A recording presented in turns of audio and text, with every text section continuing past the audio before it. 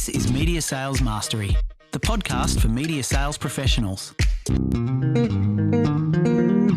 In each episode, we bring you information, insights, and ideas from some of the industry's top thought leaders. Connect with us to help pick the topic and guide the show. This is Media Sales Mastery, the podcast for media sales professionals. I am your host, Jamie Wood. Our topic today, the art of premium, media sales for high-end brands. Now, selling premium media or prestige media is a very specific, something of a niche skill set. Unlike broadcast media or mass media sales, premium brands like Forbes Australia, for example, require a sharp focus on positioning, on packaging, on maintaining that level of luster, of prestige. And with premium media, I think what's important is you're not just selling reach, you're selling value, you're selling credibility, you're selling access to a very specific audience, you're selling positive brand sentiment, you're selling very, very high-end, very quality editorial content. And I think importantly, it's just about really looking at this and going, this is a very robust toolkit to be able to sell a proposition to market, but it's not without its challenges as well. Today's guest is Stephanie Antonis. She is the Director of Commercial Engagement for Forbes Australia. Steph has a wealth of experience in media sales, both across traditional broadcast as well as in that more premium or business media space as well. So I really, really can't wait to unpack this. We're going to really talk about, the role of prestige, premium brands and media. We're going to understand, obviously, how to identify the right clients. We're going to talk about how to position and package premium media. But we're also going to get really tactical and talk about what are some of those challenges that you face trying to really make sure that you realize the full value of your proposition, your product, and your audience in the marketplace. Really excited to get into this one. So let's dive into it now. As always, though, one final plug before we jump into the main content. I've always said I don't care if you rate the podcast. I don't care if you give me a review. Don't worry even about following the podcast. What I would ask, though, is if you get value from Media Sales Mastery, if you think that this is something that is worthwhile, and does add value to your life, all I ask is that you share it with somebody else, be that somebody in your team, be that a former colleague, be that somebody that's just starting on their journey in media sales. The whole goal here is to get this into the podcatcher of anyone who it might help. So if you could do me that favor, I would be eternally grateful. And without any further spam, let's jump into the main topic now. The first five. Steph, welcome to the podcast. Thank you so much for having me, Jamie. It's fantastic to be here. It's been good to connect. As I just said to you before, it's taken me a while to find somebody with the kind of right profile and experience to talk on this topic. So let's start a bit with your background. Tell us about your career journey, your current role with Forbes Australia. Look, I think it's fair to say that there have been a number of, serendipitous sliding doors moments throughout my career that have really led me to where I am today. It's been a great combination of, I think being in the right place at the right time, coming into contact with some of the most impressive, key players in the industry that I think really believed in me, and my own drive to succeed as well, that underpins my professional journey thus far.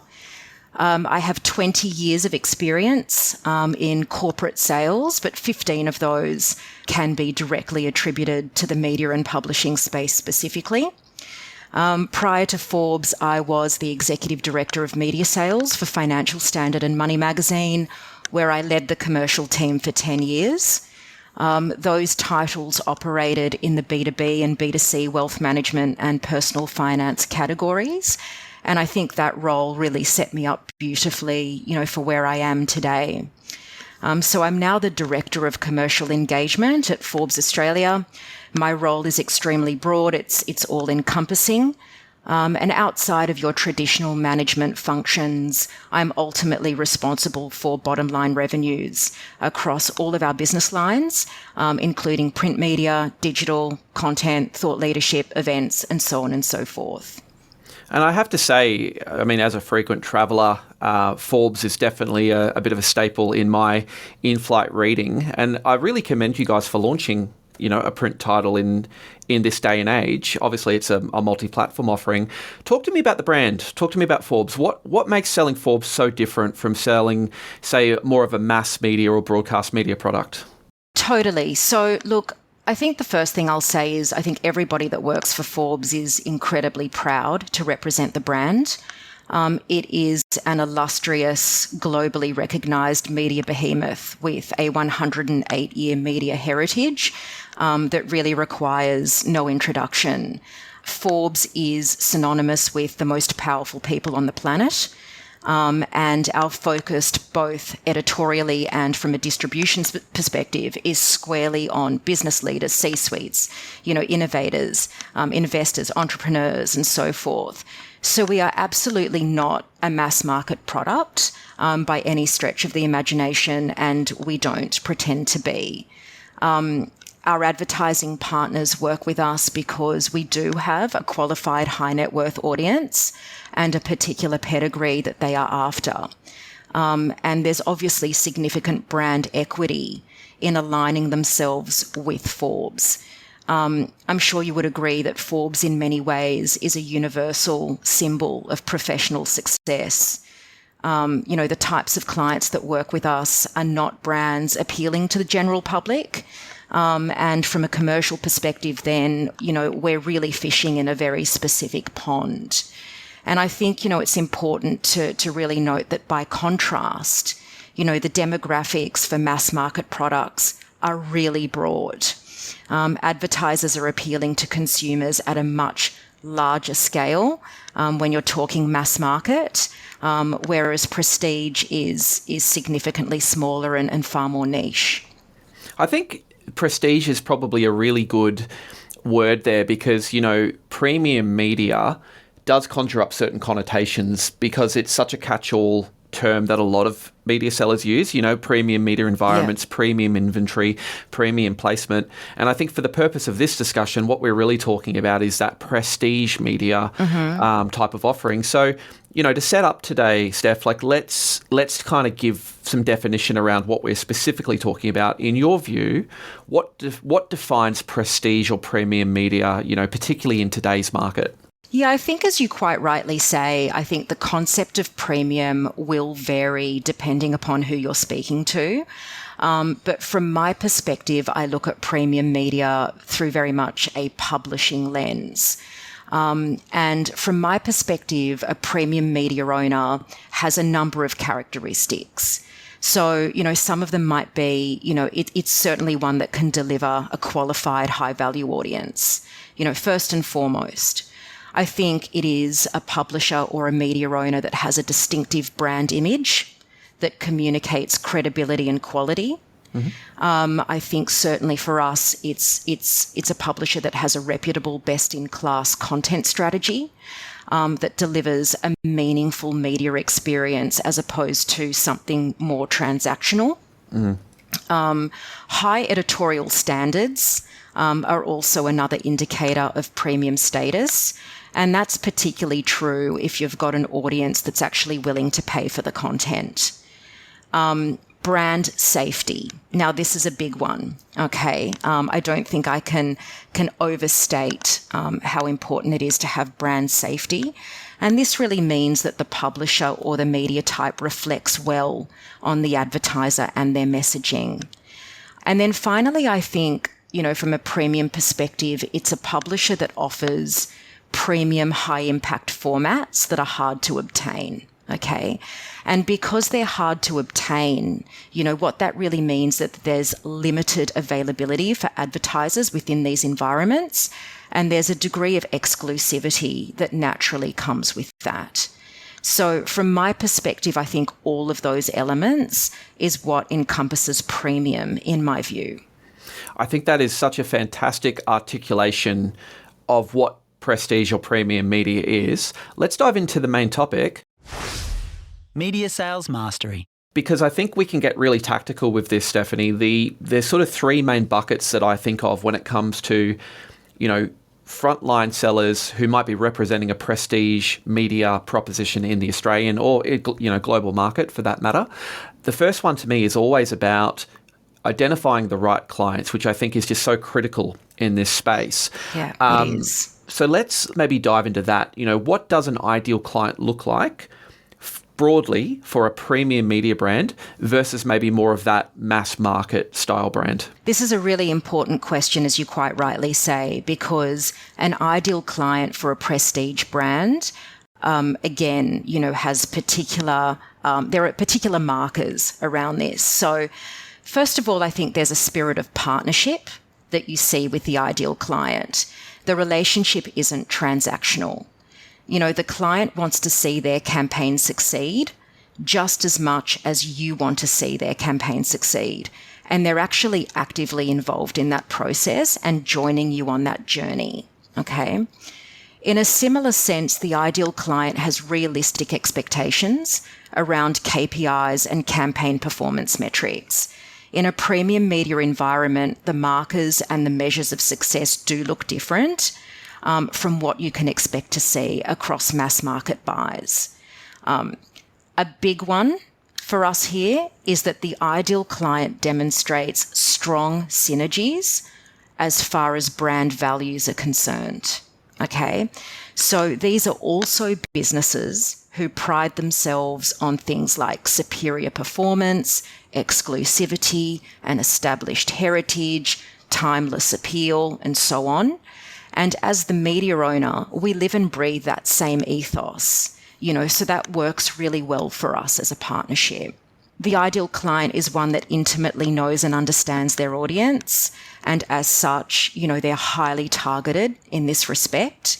I think we have to always remember that publishing is ultimately an audience-led business. The client has identified a match between them and us, and that generally makes them, it becomes an absolute pleasure to work with them in that regard. How do you kind of get more granular or more specific around particular industries or particular advertisers that not only want to reach that audience, but actually do align with that ethos of audience first and protecting the experience of the audience? Yeah. So look, I think there are a number of strategies that I encourage my team to undertake to identify the right industries and advertisers for us. And I think, in any media environment, it's really about understanding your audience first and then working backwards from there. So the audience is the anchor point. In a Forbes context, knowing that we offer a high net worth audience of investors and C-suites, it's about looking at their behaviors and their interests and using your common sense to be really targeted, okay? So some suggestions might be things like, staying across industry publications, doing your market research, and to see who is investing where. And that will give you an indication of who has current marketing spend, and that's obviously low-hanging fruit for any salesperson. So examples of industry publications might be things like, the Australian Development Review, if you're looking to target, high net worth or luxury property developers, or ArchiPro, if you're looking at sort of, architects or designers and so on and so forth.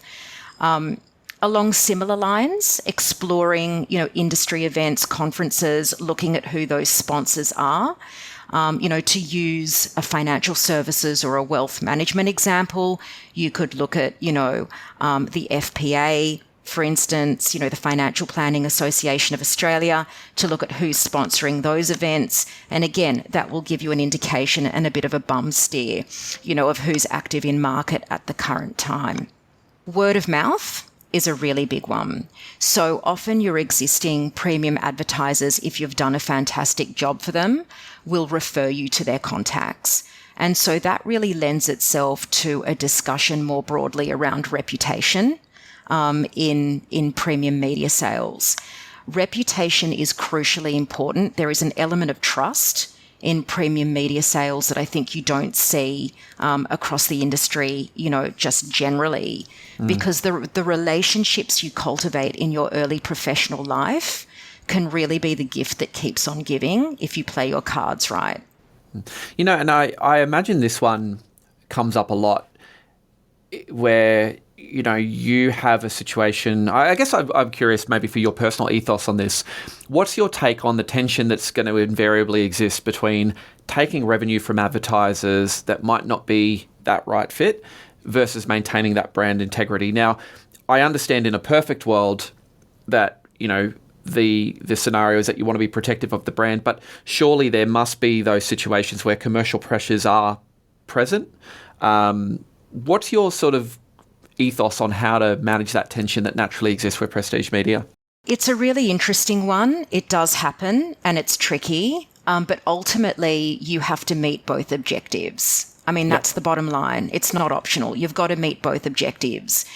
The way that I deal with it is that I lead with honesty in the first instance. So if I'm of the view that there is not an obvious fit for the client with Forbes, I will ask the hard questions. So what is it about Forbes that makes this a desirable advertising destination for you?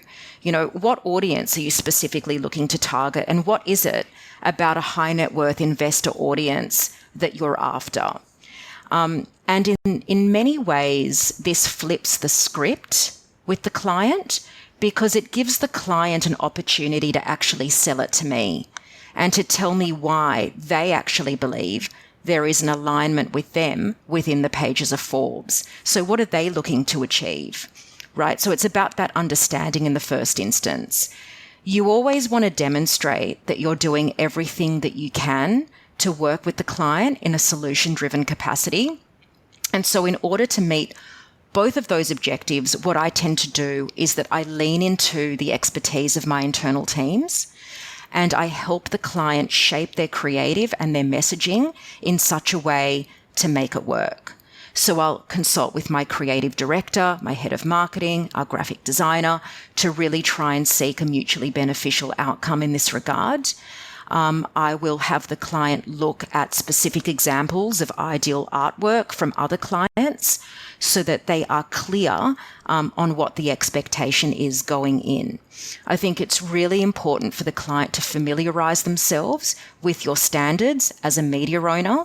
And whilst we do need to protect the Forbes brand identity, we also don't want to be seen as completely inaccessible to the market. Yep. So it is a delicate dance. And I would imagine a lot of that sort of to and fro that occurs could probably be overcome or negated or avoided if at that initial kind of conversation you really have the right positioning of what the proposition is. So let's dive into that a bit more, Steph. So at a really basic level, you know, how do you package and position prestige media in a way that differentiates it immediately from, you know, the plethora of other media choices that an advertiser might have? Totally. Okay. I think tailoring something completely bespoke is a USP. Absolutely. Yeah. You know, you can tap into the power of the Forbes ecosystem, essentially. You incorporate content, you know, thought leadership, multimedia, experiential opportunities, socials, and so on. And you utilize the team of experts around you to consider what is possible for the client. So again, it's really about thinking outside the square. You might also want to look at things like positioning and category exclusivity. So a practical example of this might be, for example, if you're negotiating a 12-month print campaign for a luxury auto brand, you would do so on the proviso that the client appears in all 12 issues or all 6 issues of Forbes. And if they commit to that, then you'll upgrade them, for example, to an outside back cover or an inside front cover. So you'll give them premium positioning in return for their loyalty and in return for an economies of scale model. From an exclusivity point of view, again, you might offer a client a category blockout for an agreed period of time. So it might be like 3 months, 6 months, 12 months. So again, based on the overall size of the deal and the value of that deal to Forbes, you might say to the client, look, you're going to be our only luxury auto partner for the next 6 months. You know, and that's very appealing, you know, to any prestige brand. Other things that you can do is that you can flight multiple inclusions within your campaign rather strategically, so that there are a domino effect of benefits. So, for example, if you've got a client that's going to be a principal sponsor of a business summit, for example, you might strategically flight the campaign so that you have, you know, lead in digital display, lead out digital display, lead in thought leadership, and so on and so forth. That's, you know, something else that you can do to really make it special and meaningful. And then also I think, you know, I instruct my team that instead of an aggressive discounting methodology, which is really not what happens in premium media sales, you need to really think of other ways that you can deliver value for the client. So things like offering bonus inventory or offering an appropriate degree of access to our editorial team, giving the client an opportunity to pitch organic opportunities. Now, that's not to say that the editorial team will take that and run with it. There are no guarantees there, but at least you're opening up that channel and making it possible for the client to have that dialogue. So, there's lots of ways that you can skin this cat. It's just about thinking outside the square. The thing that is a really powerful message in all of that is this whole philosophy of scarcity bias, Steph. The idea that I might be, looking to be a market leader in my category, and all of these in-default environments, media environments, are probably already cluttered with all of my other competitors. So, Correct. This idea of category suppression, exclusivity, partnership as opposed to transactional, not competing for finite attention in a category that has 7 of my main competitors, in a channel that already carries category advertising from my competitors. I feel like that's really powerful. And I do wonder if sort of as a lead on from that, whether things like case studies, leveraging some of the other partnerships or some of the other, almost the credentials of some of the other brands that work with you, is that a really big part of the sell? Because I would imagine you don't have a depth of, here's 50 auto examples from the Australian market. You have to be able to go, here's other examples of this premium exclusive style of offering with a different category. So I might have what some people might consider a controversial view on the use of case studies, and I'm more than happy to sort of explain it to you. So case studies are amazing for salespeople, there's no doubt. So, they offer a degree of relatability, an idea of what similar brands or competitors have done, an indication of what has worked well for similar brands.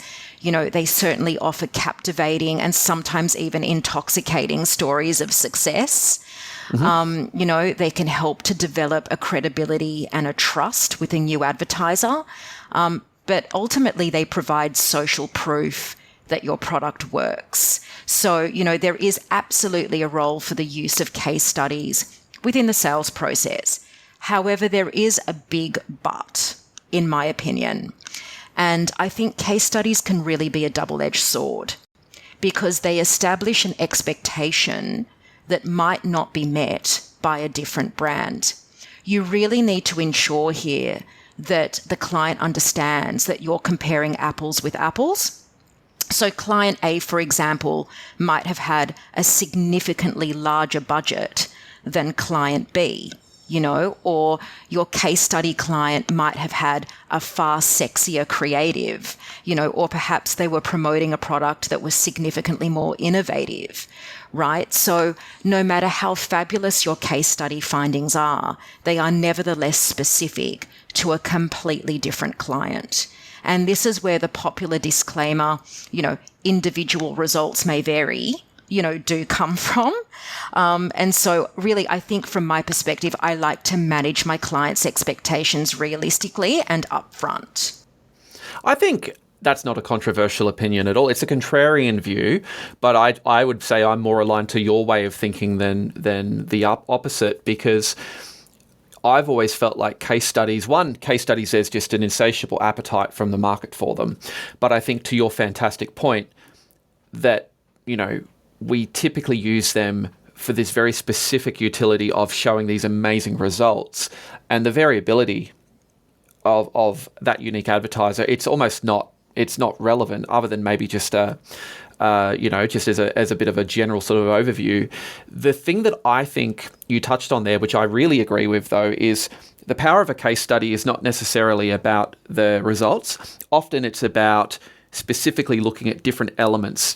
This was a brand that came to us that wasn't really aligned to our way of thinking or had a very clunky message, and this was how we worked to put that through the prism of the Forbes audience. And, I feel like case studies are very, very powerful, but they have to have a very specific use case for a very specific conversation that is exactly, aligned to that particular advertiser and that challenge. So I think that was a great insight.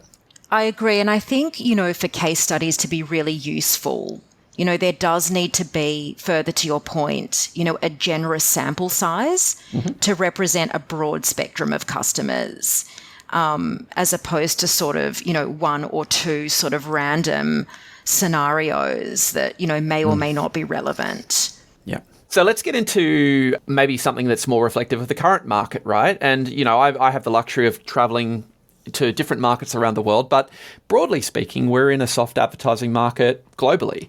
How do you handle that sort of downward pressure on price from clients who may not only understand or appreciate the value of premium media, but actually there might just be that commercial reality of less budget allocated to advertising? Totally. Okay. So, look, there are fundamental commercial realities of working with a premium media owner. Jamie, I'm sure you would completely agree. And there absolutely should be an expectation that cost per placement is going to be higher. So I tend to have an exploratory discussion with new clients in the first instance in efforts to qualify them as an appropriate partner for us in much the same way as they are looking to qualify us as an appropriate partner for them.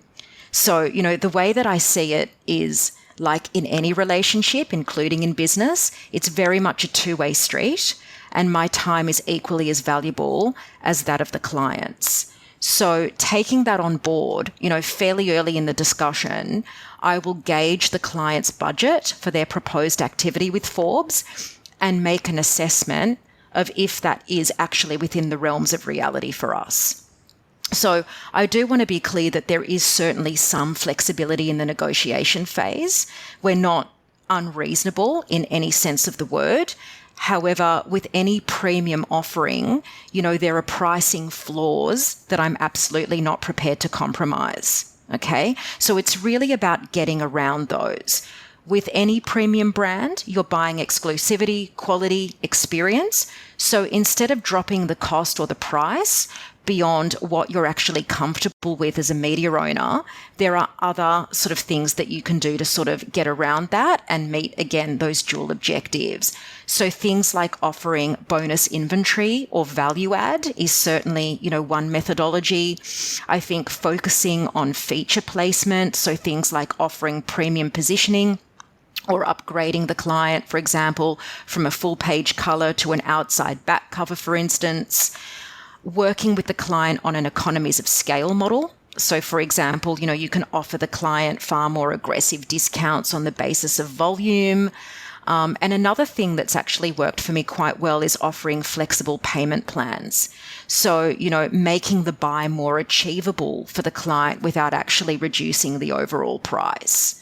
At the end of the day, you are shopping within a premium environment. So again, I don't think we can shy away from the fact that premium media does have, a cost attached and associated with it that is not, what you can expect to see from potentially a more generic brand. And I would imagine that, what I'd term spreadsheet metrics would be a constant challenge in that transaction process where your offering is very different to, say, a different publisher who might conform more to the way that an agency might be typically analysing that buy. What are some of the strategies for overcoming objections when that, the typical buying criteria or metrics don't actually align with the value proposition you're obviously creating through some of those tactics? You're absolutely right. Media buyers are looking for cost efficiencies and effectiveness in every case. They use data-driven evidence as a general rule when they're selecting their media environments. And that's their job. They're paid to assess the relative value of each publisher and their response and make those recommendations accordingly. The reality is that this reality is unlikely to change. So the onus is really on the media owner to step forward and demonstrate value and highlight why they deserve to be on the plan. So, for the people listening, when we talk about data-driven evidence, we're referring to measurable performance metrics like things like viewability, CPM, impression levels, page views, open rates, conversions, and so on. Now, the issue with this rather scientific and sanitized approach is that these types of success metrics don't necessarily translate to media owners in the premium space, as you quite rightly say, Jamie. Clients aren't working with premium publishers because they're seeking a mass market approach, delivering millions of page views. What they want, by contrast, is reputation, brand equity, exclusivity, brand safety, and a premium content strategy. And these are very different markers of success that can't be achieved via a CPM. Okay? So in terms of strategies that my team has employed, and certainly that I've employed over the years to get around this, I think media agency education is crucial.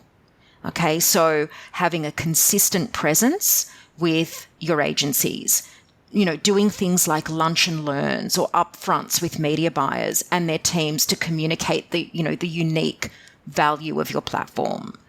Also focusing on the premium experience and what you do really well as a publisher.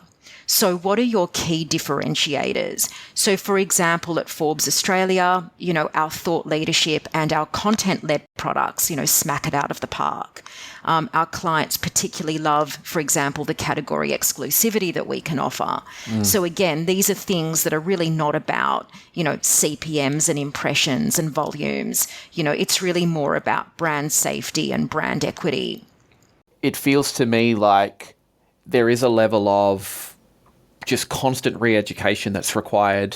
Re-education is probably an interesting choice of words, but it does feel like you have to constantly be having a very robust, respectful conversation with the buyers around them being open to considering a much broader set of evaluation criteria. How do you find that typically goes? Like, what's the approach to do that in a way that's respectful and nuanced, but also gets the outcome that you're looking for? I think what's interesting is that in my experience, obviously you've got sort of three people in the relationship. You've got the media owner, you've got the direct client, and you've got the agency.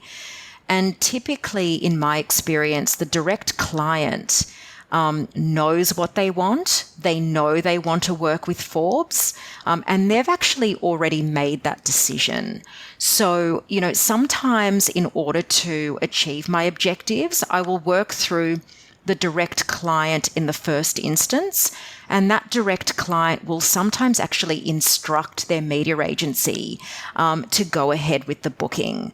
Again, I'm not suggesting that, going around a media agency is, the appropriate strategy. Obviously, media agency education continues to be really important. And as a media owner, you absolutely need to keep that three-way conversation very transparent. But, I think the key is that, you need to communicate to these parties that it's about, the client's ability to partner with Forbes in a truly immersive and all-encompassing style. So that includes, opportunities for, bespoke events, summit partnerships, Forbes Club memberships, women's soiree opportunities, things that traditional media buying metrics just can't compete with really on every level. And then secondarily as well, Forbes is arguably, one of the most impressive media brands in the universe, right? Again, we've talked about brand equity and alignment with Forbes, and that's just not something, that a traditional buying metric can address. Yeah, I think that's such a good point, because no media agency is paid to sanitize the client from the media. And I don't think that a premium publisher or prestige publisher is necessarily subverting the typical process by going and partnering directly with the brand and having that relationship. I actually think that that's probably one of the rare examples where that relationship and that dynamic with the three stakeholders all collaborating works really well.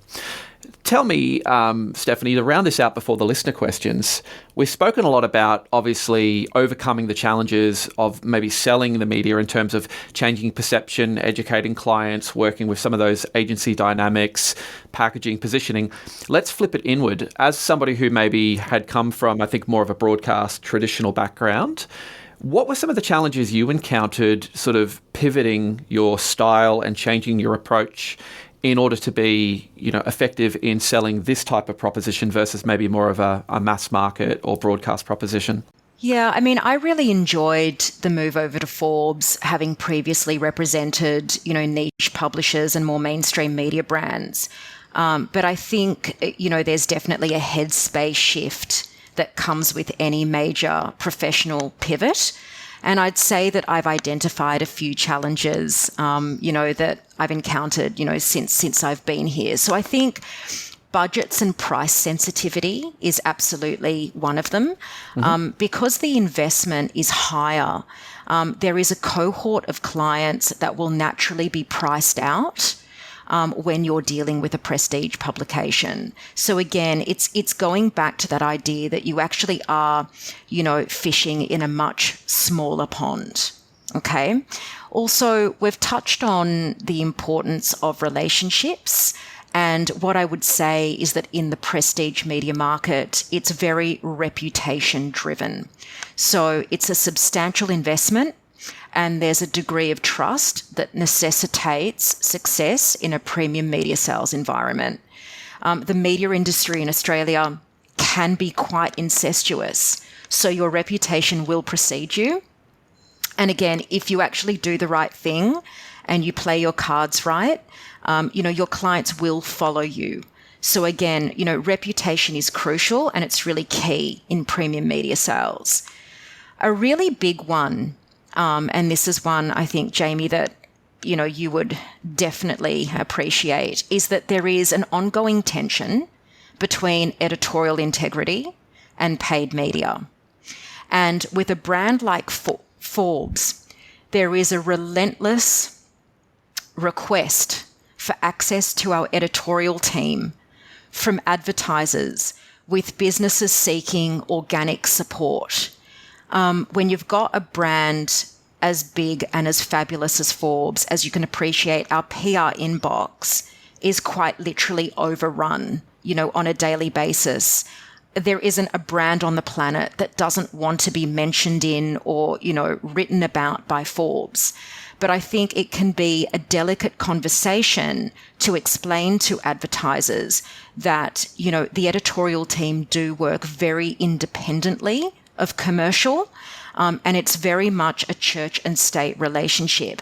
Editorial independence is everything within a premium publisher environment, and we won't compromise the integrity of our content in this respect, right? So I think that's certainly something that, that has been an ongoing conversation in market. And then finally, I would point to longer sales cycles as well.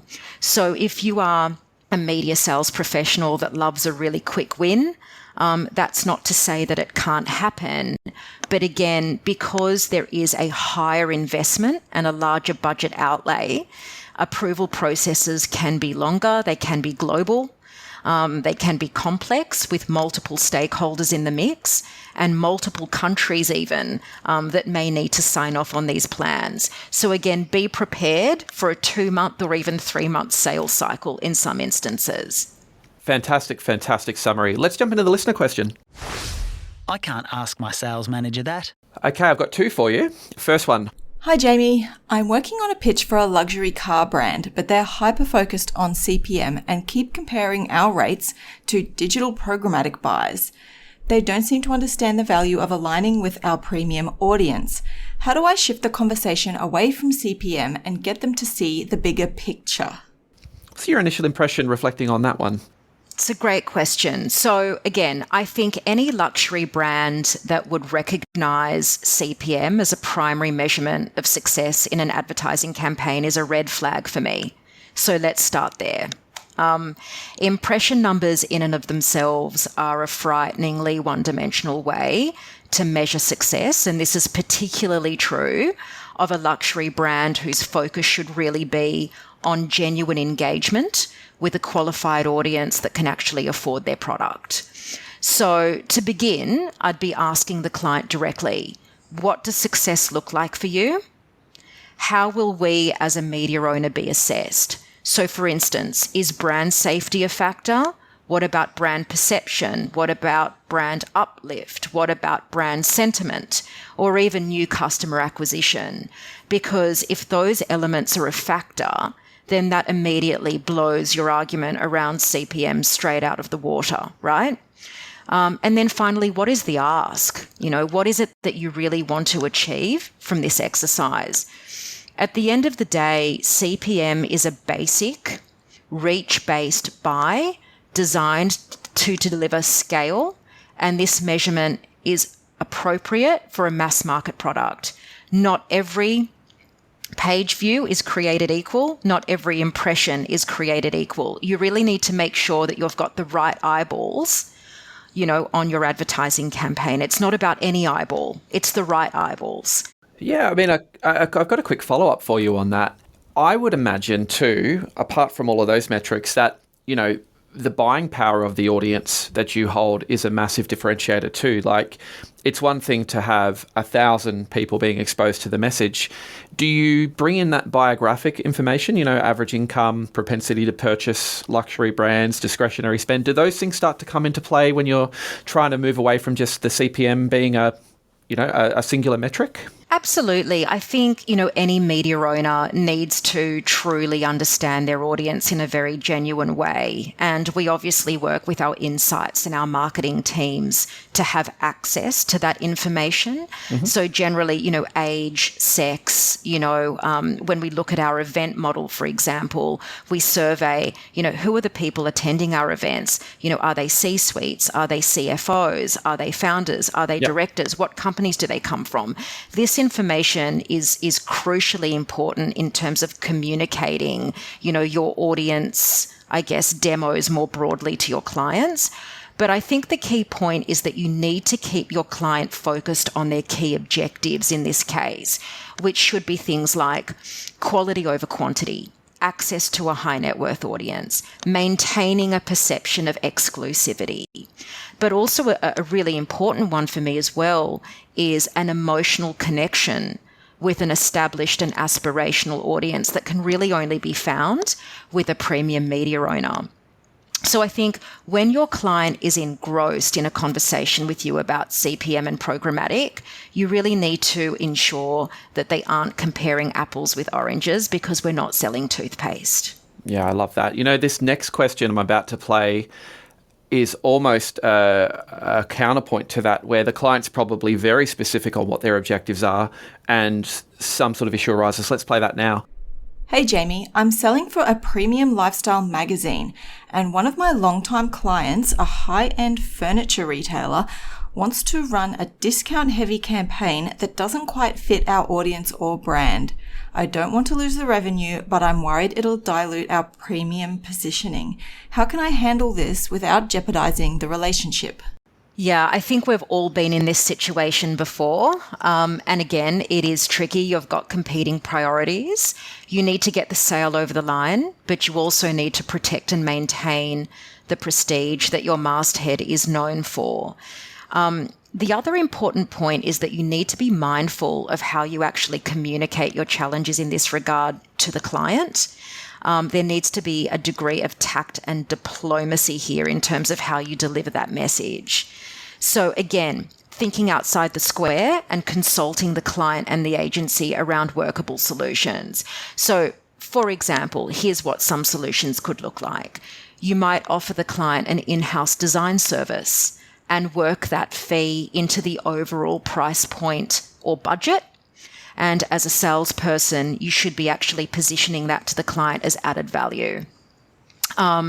If the client really doesn't want to let go of the discount message, another way to do it is to reposition the campaign as an exclusive offer for your publisher audience or your subscriber audience only, or move the client into a sponsored content or thought leadership product instead, which is more of a content-led play. And this way, the discount messaging can be more subtle and might not actually take center stage.